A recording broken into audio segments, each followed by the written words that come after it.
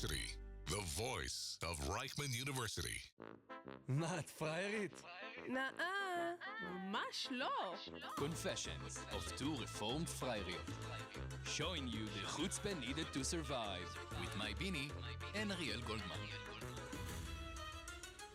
Hello and welcome back to the Confessions of Two Reformed Frariot. You're here with Mai. And Ariel. Hello. How are you? I'm good. How have you been? I've been good. Well, sick. Sorry, guys. Just a little sick still. A little bit. I have a voice of someone that smoked 5 packs a day. 5 packs a day minimum. Yeah. Okay. But besides being sick and making chicken soup for the first time, that was an adventure. Mai taught me how to boil a chicken. Wait, what happened with the jelly in the end? Ariel goes, wait, my soup's jelly now. Is it supposed to be that way? And I was like, well, I know that if you reheat it, then it's fine. So Mai suggested reheating on the stove, and Yeah. I totally went with that, but I just haven't reheated it yet because I have not been at home for a dinner. So it's still since. jelly. It's still in the fridge. Okay, it's still in the... So I don't think it's good anymore. You should have frozen it. I think you have to In the throw it pot? away. Yeah, babe. Oh, I think it's done for. no. It's usually supposed to be like up till 4 days for chicken soup. I don't. You can't see our guest right now, but he's not agreeing with this. We will bring him in a second. I really don't know if I agree with that one. I ate things b'shetach in the army How are you even comparing? because I don't know. No, because you did that under extreme circumstances. You don't have to do that anymore. I would hope you wouldn't have to do that. I don't have to, but I made myself chicken soup and I wanted to keep it in the fridge, and now I don't know how to freeze it. So we're gonna You solve just that put issue. the same box in the freezer. It's not in a box. It's in a pot still. It's I don't. in the pot? Okay, this should not. We gotta pull up because Martha Stewart and see if she's okay with this one. I'm just saying I wouldn't keep it in. okay. you So know. I've been sick. How have you been the last week? I've been good. Just, cruising through the semester. It's a lie. I wasn't cruising. I have not been cruising through the You're semester. grinding it out. I'm Aren't you? grinding the semester. Guys, I hate that word. Somebody used that word today and I was like, oh! But basically, I don't know. It's been okay. We're almost done. Next week is our last week of the semester. Just crazy. It's insane. Honestly insane.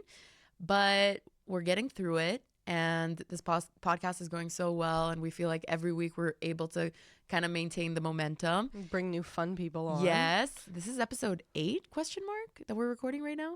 I think so. Oh my, yes. It's episode wow, 8. that's insane. Out of 10, guys. Are you Out excited? of 10, yes, we're planning on having a 10 episode season. But don't worry, we'll be back for season 3. But today, me and Ariel are not alone. We are here with a very, very special guest. So let's Yeah. bring him on because I muted him because of last time. Hi, Potter. How are you? Hello. I'm doing good. Glad to be here. Yeah. How's your day going? It's pretty good. It's meetings and video generation and homework, and that's my life now. That's your life. Just generating videos all day. It's your life now. You want to tell us? Introduce yourself a little bit. So my name is Andrew Potter. Please don't call me Andrew. Just call me Potter. The only person that calls me Andrew is my mother when she's angry. Wait, I'm raising my hand a second. Yes. That was your last name this whole time? Yeah. And that's the reaction I get from most people, yeah. And I'm all this time being like, no, don't judge him. Like, Potter is a genuine... You could... Because in the army, we always use last names. Like, people I would was always called call me... Goldman. Yeah, and people still see me and they're like, yo, Binny. But I don't know. I just assumed that Potter would be your first name. No. Andrew is a beautiful name, I have to say. So part of the reason it started is when I was in school, there was always like 3 Andrews in the classroom. Ah, okay. And so then I started going by Potter, and it stuck. And then I became a shop kid, and it stuck even harder. And now, low-key, it's like branding. It's 100%. Like His name in my phone is just all big letters. Potter. No, Yeah. I love it, but Nothing I thought that else. was his first name. Okay, so nice to meet you. This is, I think, Yeah, the this is first Andrew. official Hi. time that you've met Potter. I'm in class with Potter since the beginning of last year. Yeah. So tell us a little bit about where you're from and what you do now. wow. And then we'll just a little. So, yeah, I won't give you the full story, but You can. I, We have time. I'm a bit of a jack of all trades. The first time I left the country was the 2004 Olympics. So I went there for a while, and then I came back, and I had decided that I fell in love with traveling. And so I think I've been to like 15 countries now. I've stayed in most of them for like 2 or 3 months. I'm a mixed bag of tricks. I've done scuba diving in the Cayman Islands, fire knife dancing in Hawaii, lived there for 3 years. I used to own a pharmacy in Africa. I've got 3 other degrees. Wait. Let's not do this like a Reshimat Makoret, like a supermarket list. Wait a Grocery second. store list. He's like, I'm ready for you guys. He goes, I have nothing prepared. Okay, when you said the Hawaii thing, the first thing that came up to my mind was obviously Lilo and Stitch and doing like all this fire thing. That's it. Was it? That's That's what he pretty can much do. it. So I traveled the world in Okay. basically a mini skirt, and it was a man mini skirt. It was part of the Samoan culture. And then there was a fire knife. It's basically a machete, and then there's a handle, like an extended handle on it. And then you wrap towels on both ends, and you catch it on fire, and you spin it really fast, and you do all sorts of tricks, and you try not to So burn we're going to yourself. clip a video of him doing this into the podcast episode. Good luck finding one. No, you definitely have to have I one. don't. I'm not of that generation. So like, I don't, it's. When they're- was they're this? What lost year in the was web. this? Oh gosh. They're lost in the web, guys. So I was, I was like 19 or 20, maybe 21.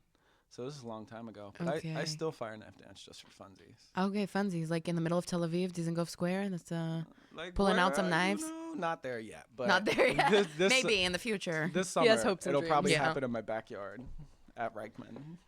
But don't. Do you live in the dorms? Yeah, well, I live in The apartment ones? yeah, Okay. Yeah. Okay. Ronson. That's what I was looking for. Okay, so we went. Okay, so we were in Hawaii. We did some knives. Where are you from some originally? fire. Born and raised in Roanoke, Virginia.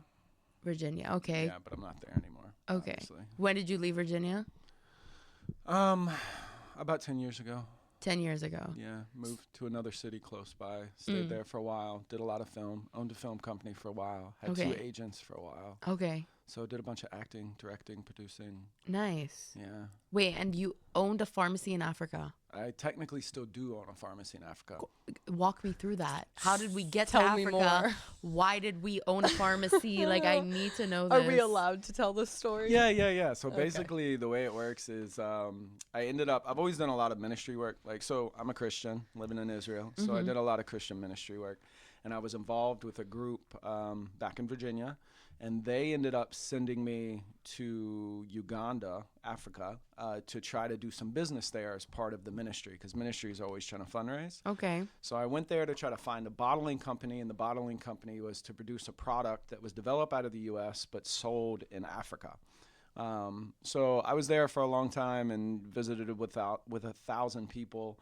And then I met a guy there who ended up becoming like a brother to me. I've known him for, 10, 12 years now. And so I've made several trips back and forth to Uganda just to visit him. And we decided to build a pharmacy in Uganda in order to fund the ministry. And so I spent a ton of money on this venture, and the whole point was not to make money back. The whole point was to fund the ministry. Okay. And so it still does. It supports a ministry. It's like 500 families. They have an orphanage. Wow. They have service all the time, like church service. They have a school that operates on the facility. That's incredible. And so, so the ministry. Paying it forward, guys. Wow. Yeah, so the pharmacy runs to support them. Have you been able to go back and visit or see it? Or So that was, I think, 3 years ago we started it, and I plan on going back this summer. amazing to go see it, to continue it, to Yeah, do. go see it, help the kids, see what we need to do next. I'm always looking to become a millionaire, but it's not so I can live in a bougie mansion and have a yacht. It's because like stuff like that. Like I want to go back to Africa and build a bunch of different facilities. Wow. We want to get to a point where we can start hosting like missionaries or people who want to travel and volunteer kind of thing. Incredible. So, yeah, that's the next big stump there. And as much as I am interested in your past, and we'll also come back to that, but why Israel? Why did you come to Israel the first time? This isn't your first time. No. So I came here like 17 years ago, fell in love with the culture, fell in love with just the different way of life. I'm very grateful for what America has given me, but I don't desire to live the standard American life. You know, 9 to 5, disconnected from most of your family. Like, I don't mean to be too blunt, but it can be a very lonely You can be blunt. culture. This podcast is blunt. We're Okay. good. Well, America can be a very lonely culture, and some of the morals that America is now carrying, I don't fully agree with. So I left America. I came to Israel 17 years ago. I did a bunch of traveling in between. I said that one day I would always come back to Israel, and so I came back here about a year and a half ago, and literally school was just an excuse to get back in the country.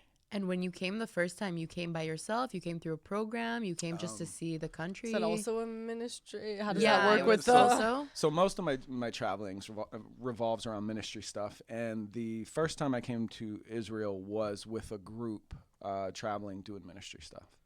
So we actually went to Egypt and then came to Israel, and they stamped my visa incorrectly, so like a couple of the numbers were missing, and they held me at the border for like 4 hours and emptied my bags. And Oh, wow. yeah, that was fun. So Of course. yeah, Just but fun things that. Wait, okay, before we get more into the Israel stuff, what's the favorite country that you've ever lived in, traveled to? I have to ask that question. As someone that's traveled a lot and I have not been to Africa, but like anywhere in Europe, I don't know, any of the states that were like, this is the best place ever. So it's cliche as all get out, but it's 100% true. And I guess technically it's still part of the U.S., but Hawaii. Yep. I miss Hawaii. Wow. every This, day I of my think I life. said it on episode 2. Yeah, I miss Hawaii every day of my life. You have Amazon, you have shipping, you have like first world comforts, but you can go to the beach. I ate pineapple every day. I rode my scooter with my hair down and my shirt off. Oh, it was amazing. He has very long hair. It's very nice. Yeah. Flows in the wind. Pocahontas style. Okay, amazing. So Hawaii, good answer. Wow, I really, really want to visit. It's like one of my to-do lists, bucket list. Kona, the big island. Amen. We'll go. And then maybe you can come and fire dance for us. Have a little show and understand I what that really- really means, I- because he's been saying this to me for a year and a half. I really want to see it. And I'm not I- kidding. yeah. It's, We'll figure that one out. Definitely. Yeah. Was there a specific moment that you had here in Israel the first time you came around, like an interaction or something that happened that made you feel like you want to stay here? Or it was just the I love the general culture and- Yeah. So Clicked. a lot of the response I get from a lot of Jewish people is like, why are you here? It's like, you're a Christian. Why are you here? And I've explained numerous times, like there's a major religious tie for the Christians here. And what we're commanded in our scriptures, like the New Testament, it basically says those who honor the Jews in Israel will be honored, and those who go against the Jews in Israel will be shamed. Really? There's a better way to say it, but yeah. So like that's ingrained in a lot of Christians, is like those who do good for Israel will be blessed, those who do bad for Israel will be cursed. That's a better way to say it. And so yeah, so that's kind of always in a lot of Christians' hearts and minds, and everybody wants to come here one day and see all the holy spots. And so that's one of the biggest reasons I came too, was because of the religious ties. But then school was cheap, and I was working in the nuclear industry for 4 years and bored out of my mind. And so I sold everything I owned and moved here. Where were you right before you moved here? I was back in Virginia. You were back in Virginia. Okay. So you went from building in Uganda back to Virginia, and then you came here? Yes. Okay. Yes. But Uganda was just like 2 or 3 months. Okay.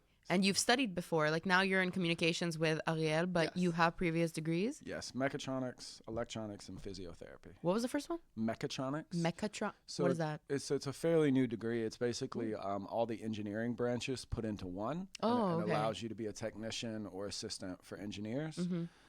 So a lot of coding, robotics, programming, that kind of stuff. Okay. So Potter's going to remember me when he flies to Japan.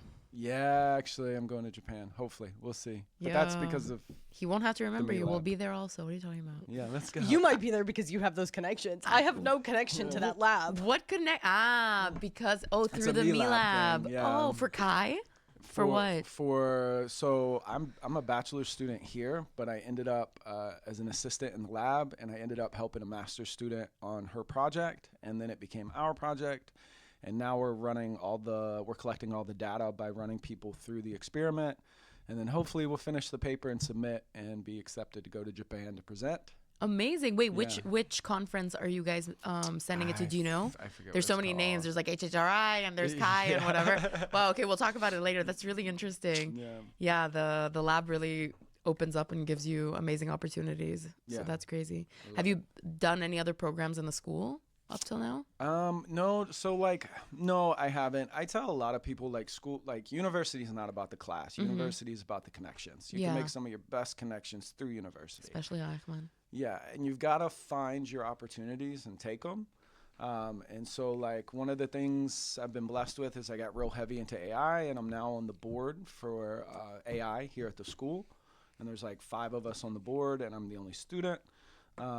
Then something else is the Me Lab, and then there's also 3 people who are hitting me up trying to start businesses. And so like the only other Amazing. program I've done here at the school would be the handstand club, but The what? The what club? the handstand tribe. You know how they have all those tribes? No, there's no Those- way that there's yes. actually a handstand. Yeah, there's a handstand Yeah. tribe. So what we're do you gonna get- get Potter to do a handstand after this. We're gonna do a handstand competition. But you guys just go to like Radnor Square and just handstand, Yeah, headstand. the basketball courts. Of course, as one does. And so a little bit more lore. I coached gymnastics for I 5 need to years. count on how many Oh, times. really? Yeah. Professional Times gymnastics? nine. Yeah, Of yeah. I got course. up to I think it was level 5. I would coach. So like I can coach course. round off, back handsprings, back tucks, layouts. Do you know how to do that too? I can do front handsprings, handstands, and I used to do back tucks. And you can do that like here if I. Oh yeah.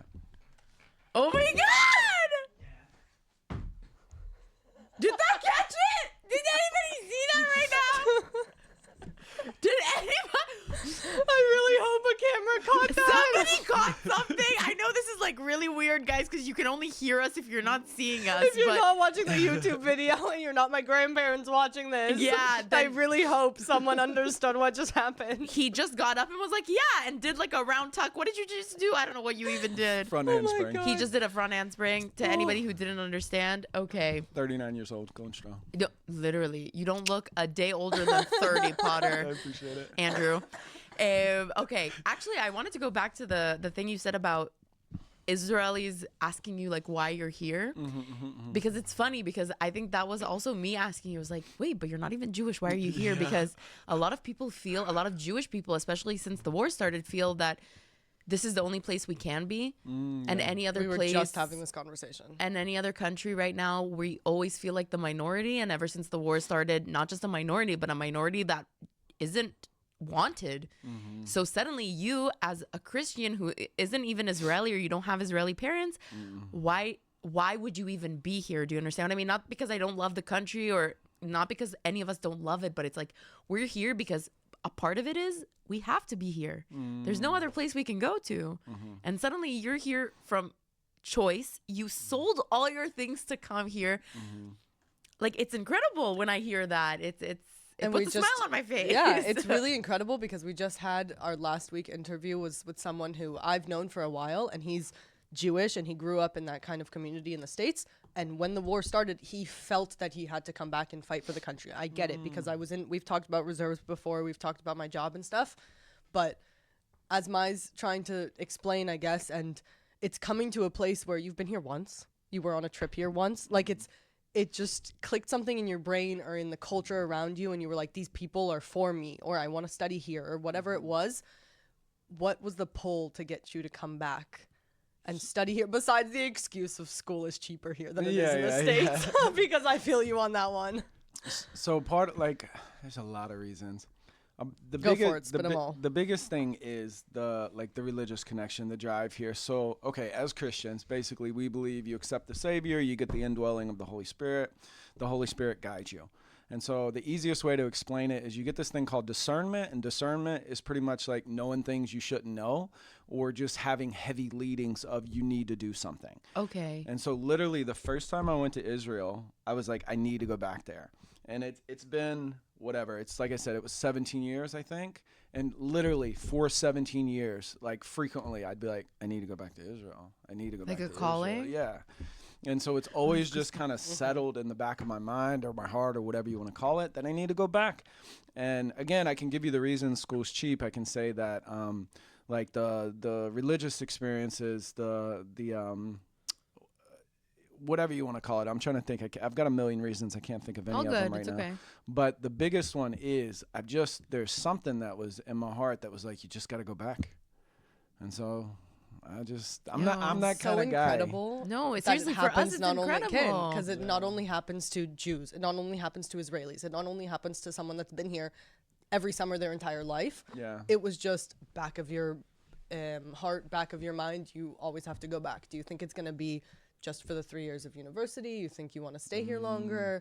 So I've learned. My mother used to say, "Make your plans and watch God laugh." Oh, we say that all the time. It's Yeah. a really strong phrase in Hebrew too. Okay, so it's like I always have a plan. I always have a thought. Like we've talked about me and a friend going to Thailand, starting an AI company. We've talked about going to Dubai just for funsies to visit. Of course. Like I'm a mobile guy. No wife, no kids, no financial debt. Like I can go. He's single, ladies. Yeah, right. Allah. I can pretty much go do like whatever I want to do, and I've always lived that life of I go where I feel like God leads me. And so it's like I if love God that. leads me to a specific place, then fine, why not? I'll go.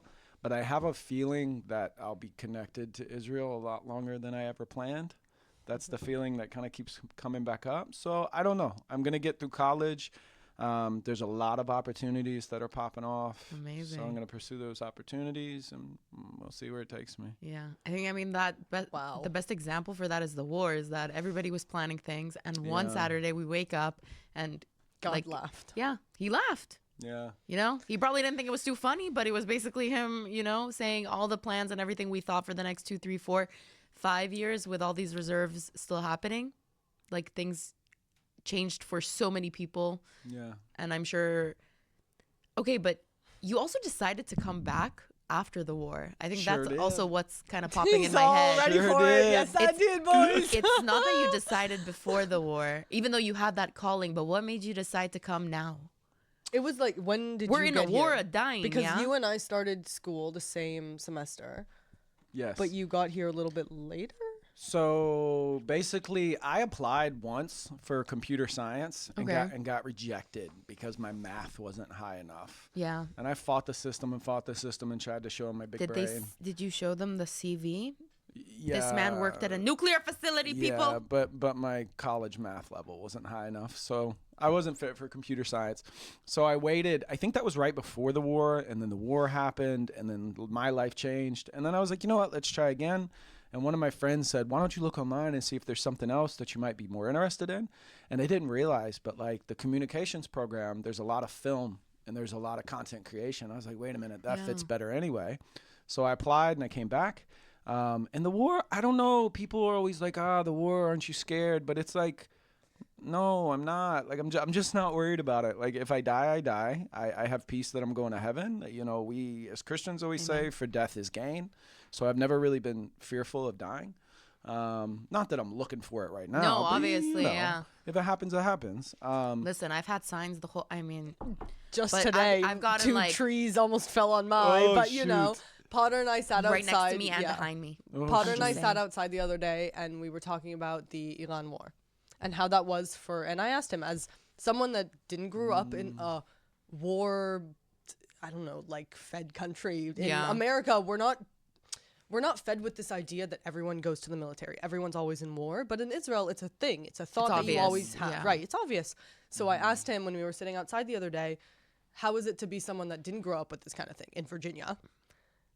Did you have any family that went to the military in the States? No, really. Okay. No. And you come here and there's just a war already happening when you got here. Mm-hmm. And then now you have to be in a bomb shelter. And now you have to do this and you're not Jewish and you don't have any connection to the conflict that's happening. Mm-hmm. And we were talking about it outside and it's really interesting to hear it from a different perspective. If you want to explain a little bit about that. So it's like I for one, I'm a bit of a adrenaline junkie. So like I look for things that are exciting. I've always I've thought about doing like being like a frontline news reporter type thing. Okay. I really would love to do that for at least a Interesting. season of my life. I tried to join the Marines when I was young. Life took me a different direction. So Of it's like that course. kind of stuff's never really bothered me or brought fear to me. Okay. But it's, you know, as an outsider, I tell people all the time in the U.S., no, we're not like at war. We're not always prepared to go to war like you guys are. But like school shootings are a regular thing. I used to carry a gun on me. I had a gun on me for 5 years. in America? In America, yeah. And it's like you have it in the back of your mind. Like you go to Walmart, huge store back home. You go to Walmart and you got to be careful because if you pop off to the wrong person or somebody decides they want to holler at your girl and you get loud with them, you never know who has a gun because everybody in America carries guns. Like it's a lot more common than people realize. I've never been worried about that here. I've been worried about terrorist attacks. Why? I've been because worried. all of us are trained, Mai. yeah. Even if you no, were, but we also can't just have a gun. right, because there's certain You have to be legalizations licensed, and yeah. licenses that you have to get here. Like in the States, but not as much in any way, shape, or form. Right, but too, what I saw when I came here is, yes, you guys are at war, yes, you guys are fighting, and I know there was issues before the war where the country was more divided, but when I came here, I see a lot more unity. Yeah. You know, like, yes, you're at war, but you're at war with the enemy, not so much with each other. There's Yeah. always small stuff, but it brought you guys together. And so, yeah, you have to go to a bomb shelter, but you go to a bomb shelter 5 times, you eventually start vibing with the people you're in the bomb You do, shelter with the dogs, with the people. With Yeah, you know. everybody. With all your neighbors. So all your it's like you meet, you make friends, you're going through Yeah. it together. But it's like, I feel like in the States, like, part of what got me was like you've got blacks fighting whites, you've got men fighting women, you've got gays fighting straights, you've got like everybody's looking for a reason to fight each other. Yeah. And I just got tired of it. Like, God, to me, God says he defines himself as I am love, and he teaches us to love even your enemies. And so it's like, for me, I do my best to love everybody I interact with, and I got sick of every day there's somebody who wants to pick a fight or get offended or be upset, or somebody you have to apologize to because Sorry, the woke culture Yeah, happening in bro. America and the world, like I was so over it, and I said peace out when I was 15, and it took Yeah, Potter a dude. little bit longer. I was I am like, the most not PC person in this world. Like the things I say, I'm like, I would not survive a day in America. Not because I'm saying anything offensive. I just say things that are on my mind, and I feel like It's people, Israelis without tact. It's something that we just learn. We say what's on our mind. And there's it's things that are not- really extreme, which I get that Yes. you shouldn't say, but most of the time. It's not even offensive. It's just something that I'm saying, and I feel like if I went to America, people would be like, because it's very much become a if you're not with us, you're against us mentality. And I've noticed, like, when I Ooh, first came interesting. here, I had people catching me. I would say something and then have like a guard or an apology just in case I offended.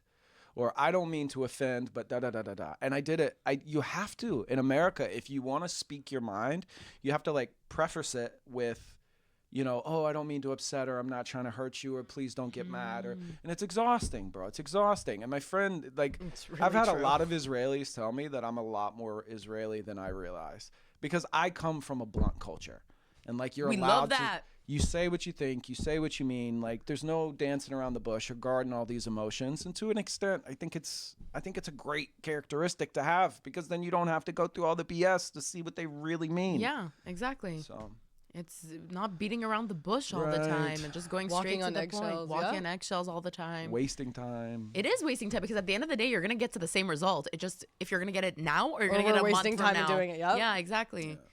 Wow, that's crazy. So And can I ask you, as a Christian living here in Israel, first of all, do you have like a church that you go to? Is that something that you feel like you can find here in Israel? So I do have a Bible study that I go to. Okay, nice. So I'm kind of in and out due to school and due to other commitments. But yeah, it's kind of funny though, because in America there's a church on every corner, like literally.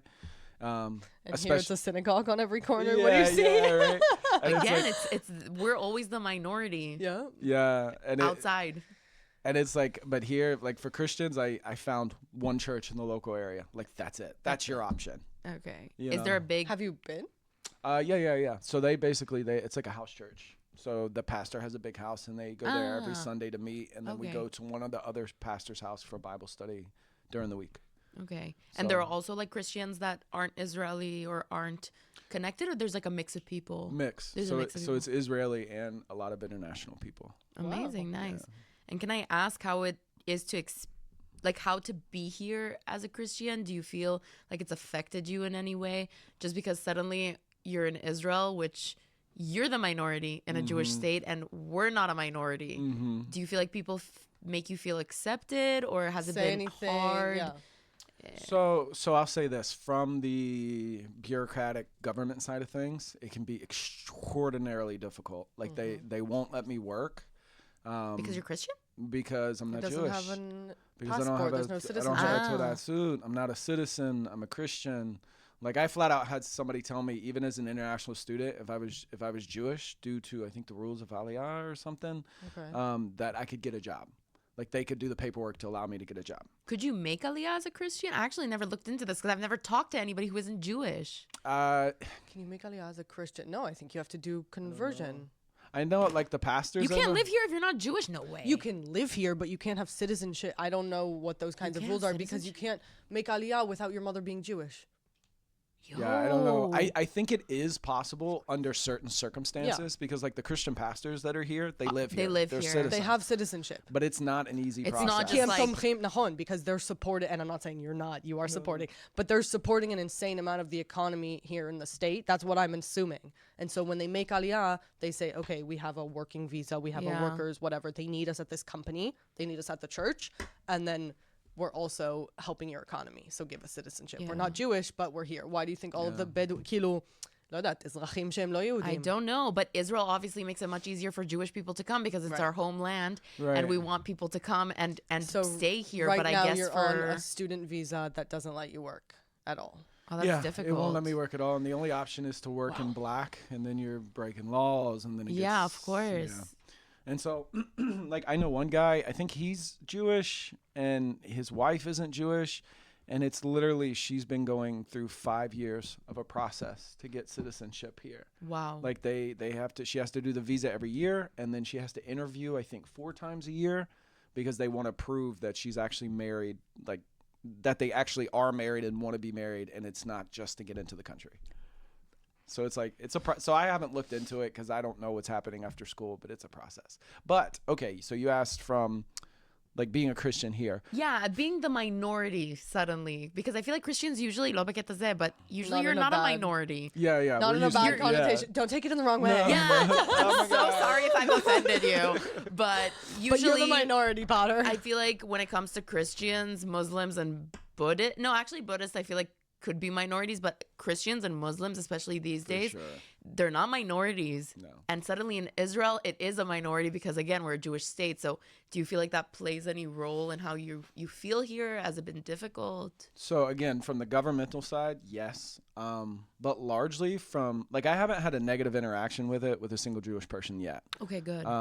The one, That's okay, impressive. 17 years ago when I was in Jerusalem, I asked a ultra-Orthodox guy for directions, and he looked at me and said, "Are you Jewish?" And I said no, and he turned around and walked away from me. He asked you if you were Jewish? Yeah. When I asked him for directions, he's like, "Are you Jewish?" And I was like, "No." And he just In he left. English? Yeah. But does that matter to give a guy directions? Do we look Jewish? Would people What does not that ask mean? us? Yeah, like I would get if it's like, I'm oh, are trying to you think Israeli? 17 but are years you ago, if like 17 years ultra-religious ago. were But very... that was middle of Jerusalem. Yeah, and maybe it was So- just not I'm less sorry, aware. so? I don't know. But here, Honestly. you know, at the university, like, it's more funny sense. because I feel like I can talk about it more with the Jewish people than I can with people back home. About what again? About Being a religion. minority being and being a Christian, religious. my because we're very beliefs, open-minded. And we Yeah. understand that kind of situation. That's why I got so mad during the war when I'm trying to come and talk to people who aren't Jewish, talk to people who don't support us, and everyone's like, "No, this is my thought process. I don't want to hear you."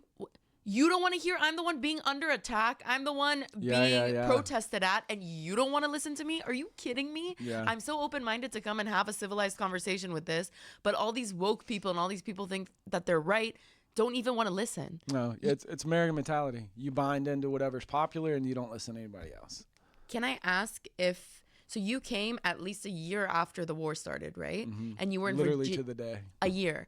And you were in Virginia for that year? Did you see protests? Can I ask if you saw Putting pro-Pali protests? anti-Semitic. I want to hear it people, from like- somebody who lived it because I, Lefachot, didn't see that. Didn't So have to live that. I guess in a way, almost to encourage Israel, encourage the Jewish people, is there's a saying that a lot of people use in the States, and it's called "the squeaky wheel gets the grease," and it's like the louder. Have you heard it before, Matt? No, I haven't. The Yeah. squeaky what? The Wheel? squeaky wheel. Wheel. Oh, Gets the wheel. grease. Okay.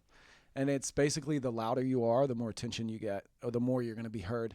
And so in America, there are massive groups of people who strongly support Israel, but they're not the loud ones. They're not the ones screaming. They're not the ones protesting. They're old school Christians, you know? Yeah. And so for me, where I was living at in Virginia, like, we really didn't have a lot of that stuff, a lot of the protests and people, you know, that's in the bigger cities, the bigger colleges, liberal mentality. Normally that's what that comes with. The conservative, the reserve types are normally pro-Israel. Yeah. From my experience, I'll say.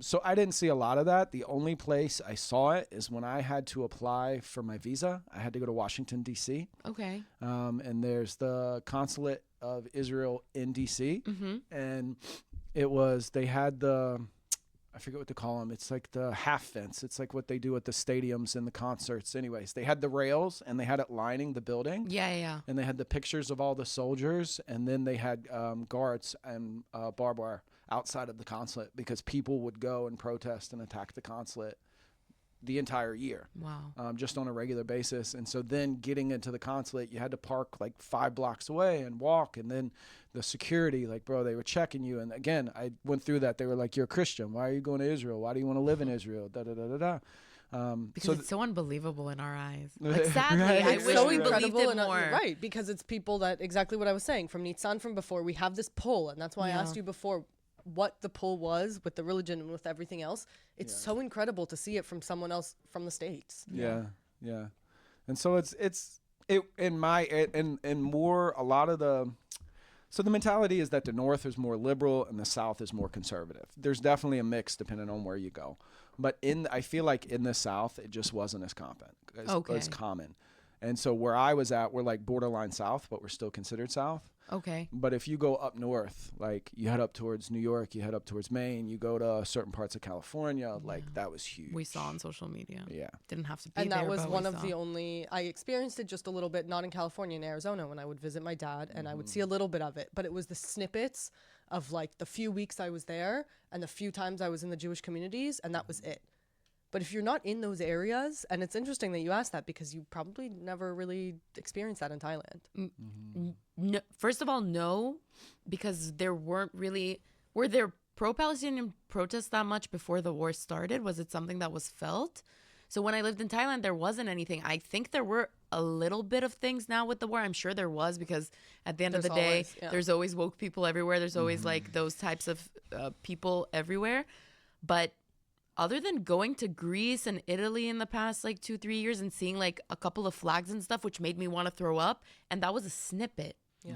I don't know what I probably had a panic attack if I would have been in one of those crowded things, because they don't care. How many people wanna have throw they? hands every time I walk through the college campuses You wanna in the States. scream. And there's the camps there, and there's the flags, and there's the, oh my God, as someone that was in the army, it just makes my blood boil. It makes your heart like clench, and then hearing somebody like you, even if it's from a religious perspective, Doesn't matter what it the doesn't perspective. matter. It's understanding that we're also people, and I'm not saying you probably don't have any criticism about what's happening in Israel. Of You know, there's course, always everywhere, criticism everywhere. Yeah. But people just don't understand the difference between criticizing and just seeing us as always the big bad wolf. The big bad wolf who's always in the The wrong. and squeaky wheel. It's always, like in a always, different- always, because there's always needed to be a scapegoat in history, and somehow the Jewish people, I don't know if you like know our history too much, or like I guess the Bible's kind of like chofef, like are similar, but we've always been the scapegoat since Egypt, when we had to go out for 40 years, but and it's just this like recurring motif. And then coming and hearing somebody who's not Jewish and not Israeli and wants to live here and sees his life here, it's nice. It's incredible. nice to Yeah. hear. Well, and it's funny you say that about the history of the Jewish people, because again, Old Testament, I believe our Old Testament is the equivalent of you guys Tanakh. Yes, and then Nachon, it is. And then we have the Savior in the New Testament, and that's where it varies. Which is Jesus, right? yeah, Jesus is the Savior, and then the New Testament that comes after his. Good job on history, Mike. Yeah, no, I don't know. No, I Savior. I don't We really were hear bad people. at we were bad at school in the past, so No, we didn't never had to study religion, but I don't know if when people say Savior, that's Jesus. Like, I don't want to stum. Yeah, I don't know if what that's cre- just- okay. My apologies. I should be more don't. clear. No, one of my shout out. One of my best friends back home is actually like super Christian. Her dad's a pastor. Oh, they have a shoot. church, so we used to talk about this all the time.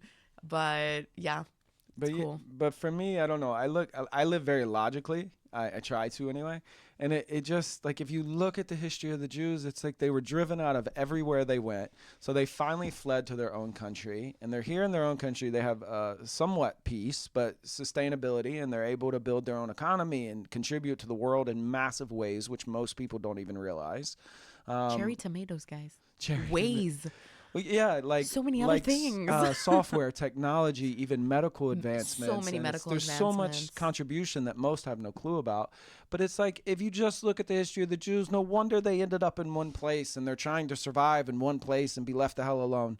And it's like again, then it's like you dive into the river, into from the river to the sea. And most people don't even know what river and what sea. And it's like, how are you preaching a mentality of they're doing genocide, but we are preaching genocide?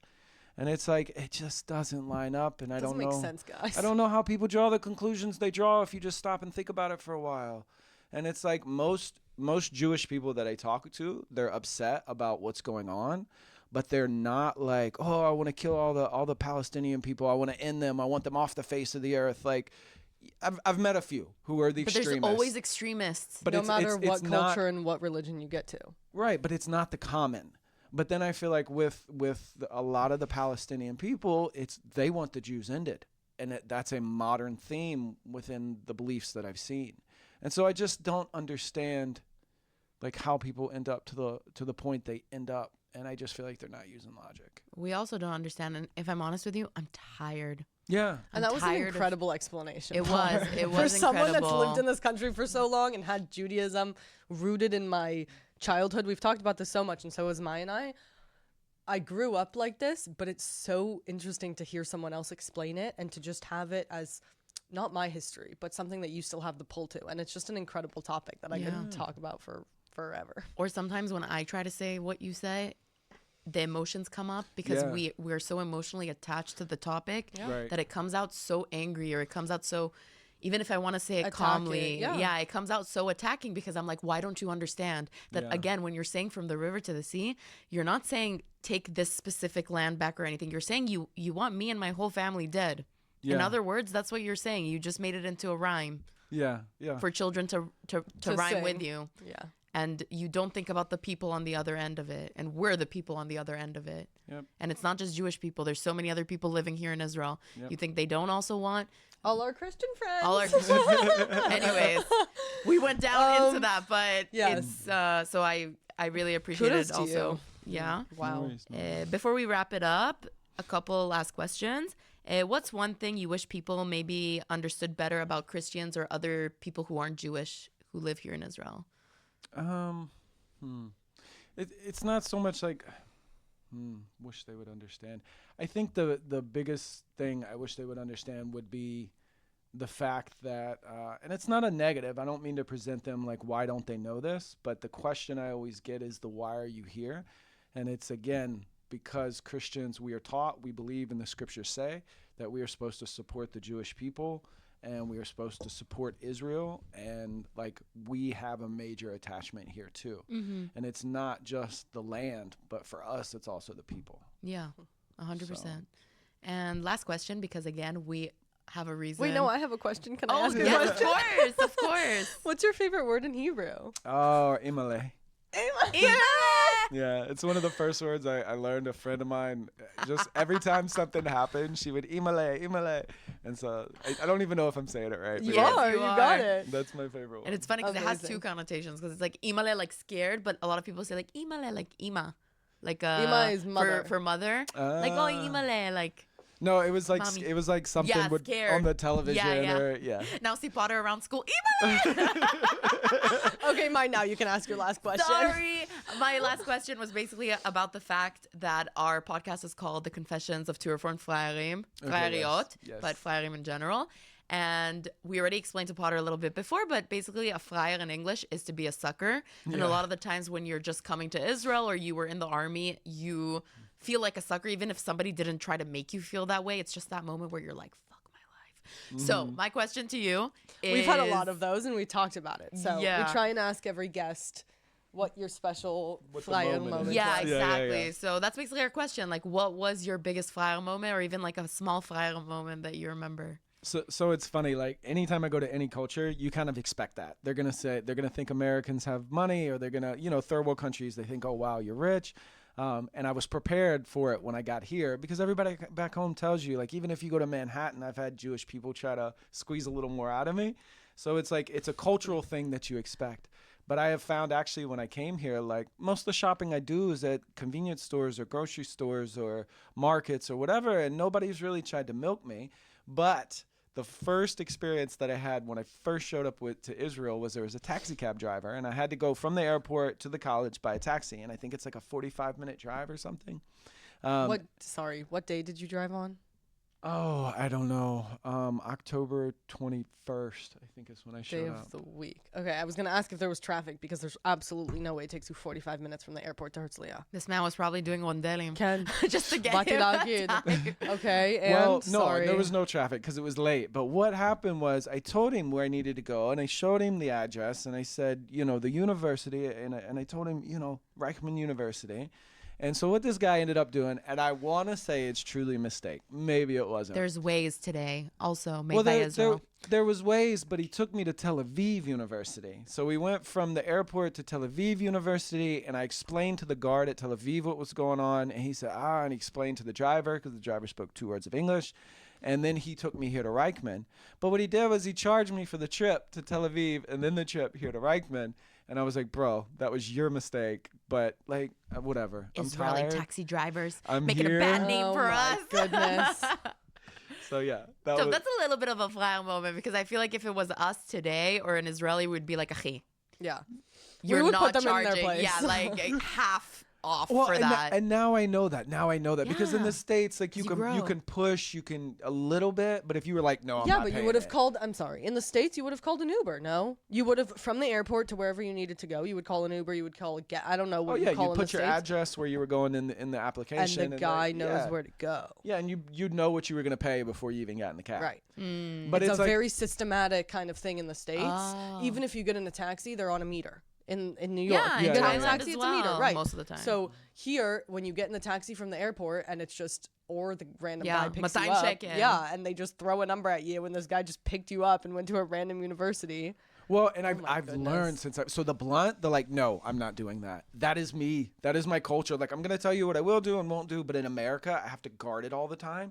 So I finally got here, and a fun, quick story.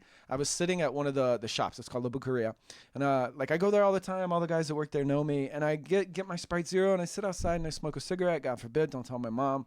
But I sit outside and I smoke a cigarette, and this Israeli girl, she comes over and sits while I'm smoking. She sits at the table next to me and starts studying, and then looks over me with this attitude and is like, "Can you quit smoking?" Da da da da.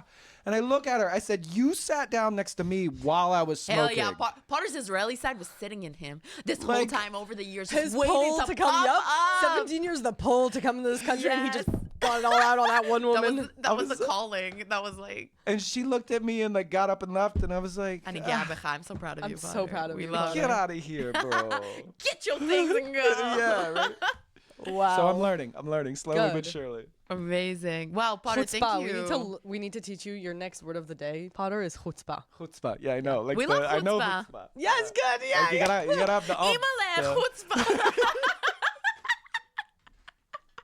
It's Wow. perfect. After class on Tuesdays, every time I write Potter a new word of the day. Yes. I love it. Well, Learn you get to something have like new. a little diary of Do you that. still have the paper that I gave you? Nope. I do Okay. not. We gotta do it Yofi on my Potter. phone. We Yofi. gotta make a thing on my phone, so I won't lose Okay. it.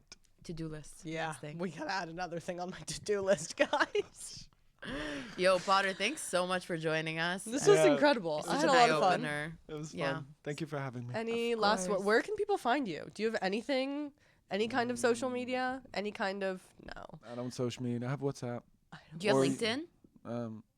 No. Okay. Well, if you want Facebook? to find Potter, he walks around the university, sometimes. With long hair. With long hair. You can't luscious- miss me, bro. Luscious You can't locks. miss me, You dude. can't miss him. Luscious locks. So Amazing. definitely. Thank you so much. Yeah, it was a good time. Yeah, amazing. And we're gonna get a video recording of you doing Oh. another backhand spring or we're whatever literally the fuck adding happened. it to our story like right now. I'm not even kidding. That has to do Oh has my to be done. God. But yeah, so we'll see you guys in the next episode. I can't wait for our next guest. I'm so excited. Yeah, we're probably going to finish off with 2 more episodes and 2 more guests, so it'll be a good time, and then you'll have a little ending from me and Ariel as well. But hope you guys have a great week. And Amen. in the meantime, Happy Monday. yes, happy Oh, Monday, it's not only Sunday. Monday, bro. Happy. We switched it. We It's only switched it on Monday. you. And in the meantime, don't forget, don't be a flyer. מה, את פריירית? נאה, ממש לא. Confessions of 2 reformed Freiriots. Showing you the chutzpah needed to survive with my Bini and Ariel Goldman.